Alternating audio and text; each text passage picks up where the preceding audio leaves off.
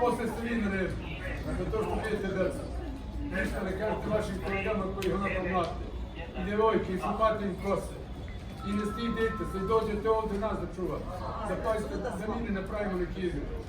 I vi ste tamo. Čuvate Aleksandra Vučića, vlastodršca, lopova, lažova. Znate da ne valja, znate bolje nego ja. Lažova, lopova. Skidajte te uniforme, bacite to i kažete da nećete podržavati u vlast. Brzo će ovo. Kako da mislite?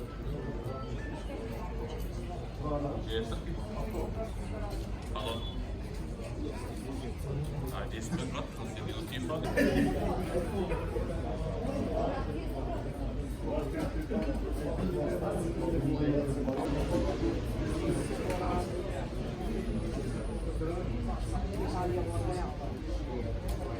Ne poslušate me, kajećete se vrlo brzo. Pada ovo. Ovo je neizdrživo. Više ga ni Evropa ne podržava. Podržava policija.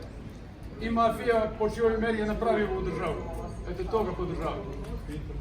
A vi imate svoj doprinos u tome.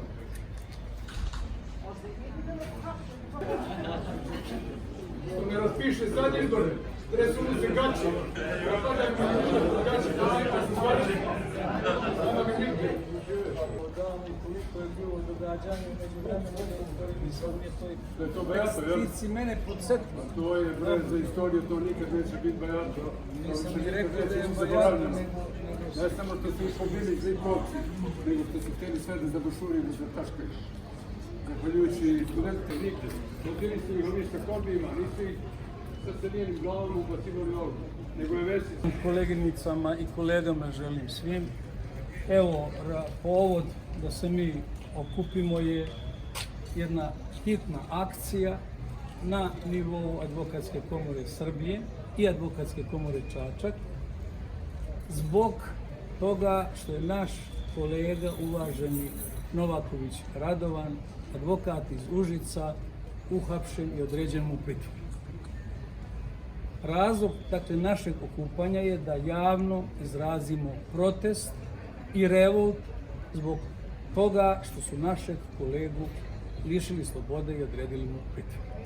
Želim i da vas obavestim da je Upravni odbor Advokatske komore Srbije na elektronskoj sednici koja je održana prije izvesnog vremena, možda pola sata ili 15-20 minuta, doneo odluku da od danas u 12 sati počinje obustava rada na teritoriji Advokatske komore Srbije.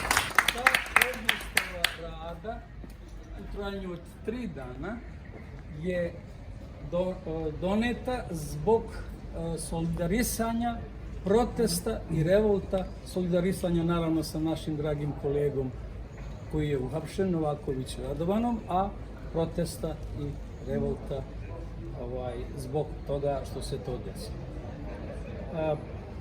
Želim i da vas pozovem da minutom ćutanja odamo poštu 16 ili 16 osobama koji je bilo 16 u Novom Sadu, koje su stradale zbog pada nastrešnice i da se podsjetimo da je zbog tog događaja i sve ovo krenulo u ovoj državi.